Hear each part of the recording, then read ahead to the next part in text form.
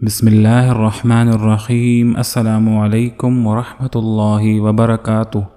میں ہوں فیضان امین اور آپ دیکھ رہے ہیں فیض ایٹ فیضی چینل۔ ہمارے چینل پر نئے آنے والوں کو خوش آمدید اور بہت ساری دعائیں۔ آج سے تقریباً 4000 سال پہلے حضرت ابراہیم علیہ السلام اپنی بیوی اور بیٹے کو مکہ میں ایک پہاڑی کے قریب چھوڑ آئے تھے۔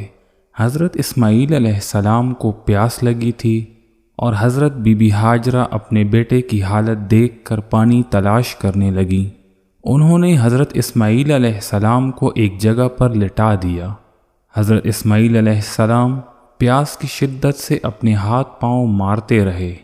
جہاں آپ کے پاؤں کی ایڑیاں لگیں، اللہ تعالیٰ نے اس جگہ پر ایک کنواں نکال دیا جو آج آب زمزم کے نام سے مشہور ہے۔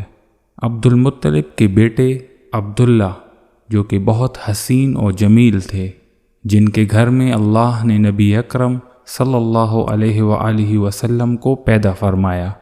مکہ پر قبیلہ جرہم کا عروج تھا۔ وہ بیت اللہ کے نگران تھے، لیکن انہوں نے بیت اللہ کی بے حرمتی کرنا شروع کر دی تھی۔ ان کے قبیلے کا سردار مزاز بن عمرو تھا، جسے لوگ بہت اچھا انسان سمجھتے تھے۔ وہ اپنے قبیلے والوں کو منع کرتا کہ بیت اللہ کی بے حرمتی مت کرو، لیکن قبیلے والے باز نہ آتے۔ مزاز بن عمرو بہت مایوس ہوا۔ اس نے بیت اللہ سے سارا سامان نکال کر زمزم میں دفن کر دیا اور اس کنویں کو مٹی سے بھر کر خود وہاں سے کسی دوسری جگہ چلا گیا۔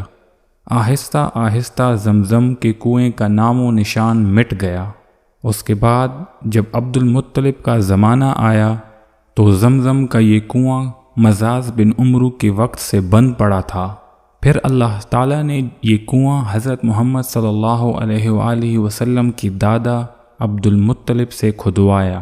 کسی کو اس کنویں کے بارے میں علم نہیں تھا کہ یہ کس جگہ پر واقع ہے۔ حضرت عبد المطلب کہتے ہیں کہ میں حجر اسود کے مقام پر سو رہا تھا کہ ایک نیک بزرگ انسان میرے خواب میں آیا اور کہنے لگا، اے عبد المطلب، آب زمزم کے کنویں کو کھودو۔ میں نے پوچھا کہ وہ کہاں ہے، لیکن وہ بزرگ بنا کچھ بتائے چلا گیا۔ 3 راتیں مسلسل یہ خواب دیکھا۔ تیسری رات اس بزرگ نے فرمایا کہ آب زمزم وہ کنواں ہے جو حاجیوں کی پیاس مٹاتا ہے، جو کبھی ختم نہیں ہوگا۔ میں نے پوچھا کہ وہ کہاں واقع ہے۔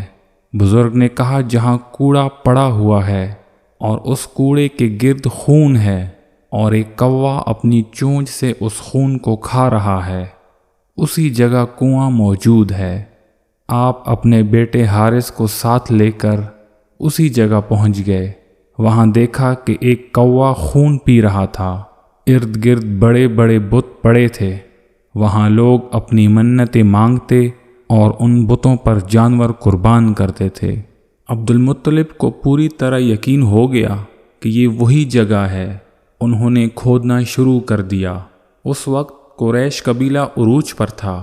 عبد المطلب کے اپنے رشتہ داروں نے کنواں کھودنے سے منع کیا اور کہا کہ تم اپنے خداؤں کو ختم کر کے یہاں کنواں کھودنا چاہتے ہو۔ قریش والوں کی یہ باتیں سنی تو بیٹے حارث کو کہا کہ تم ان کو روک کر رکھو، میں جلدی جلدی کھدائی کرتا ہوں۔ مجھے جو حکم ملا ہے میں وہ حکم ضرور پورا کروں گا۔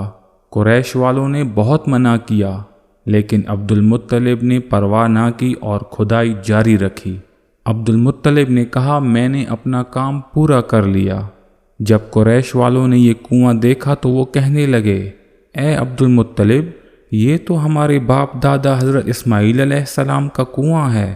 اس کنویں میں ہم بھی آپ کے برابر کے شریک ہوں گے۔ عبد المطلب نے کہا میں کسی کو بھی شریک نہیں کروں گا۔ قریش والے بولے، ہم تمہارے ساتھ جھگڑا کریں گے۔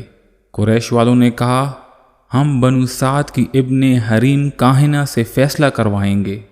یہ کاہنہ شام میں رہائش پذیر تھی۔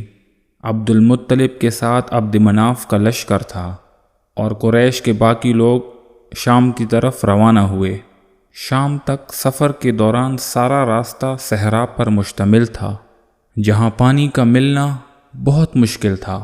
راستے میں جب سب کا پیاس سے برا حال ہوا اور قریش سے پانی طلب کیا تو انہوں نے پانی دینے سے انکار کیا۔ جب عبد المطلب نے دیکھا کہ اس کا لشکر پیاس سے نڈھال ہے تو آپ اپنی اونٹنی کے پاس آئے۔ اونٹنی بیٹھی ہوئی تھی۔ جب وہ اٹھی تو اس کے زمین پر پاؤں لگنے سے وہاں پانی کا چشمہ پھوٹ پڑا۔ جب سب نے اللہ کی یہ قدرت دیکھی تو بہت خوش ہوئے۔ عبد المطلب نے سب کو کہا، آؤ اور تم سب یہاں سے پانی پی لو۔ قریش کے لوگوں کو سمجھ آ گئی تھی کہ اللہ عبد المطلب پر مہربان ہے۔ جب اللہ نے فیصلہ کر لیا ہے تو ہمیں کسی اور کے پاس جانے کی ضرورت نہیں۔ زمزم کا کنواں عبد المطلب کا ہی ہے۔ تب سے آج تک مسلمان حج اور عمرہ کے لیے مکہ مکرمہ آتے ہیں اور زمزم کے پانی سے اپنی پیاس بجھاتے ہیں۔ امید ہے آج کی یہ ویڈیو آپ لوگوں کو پسند آئی ہوگی۔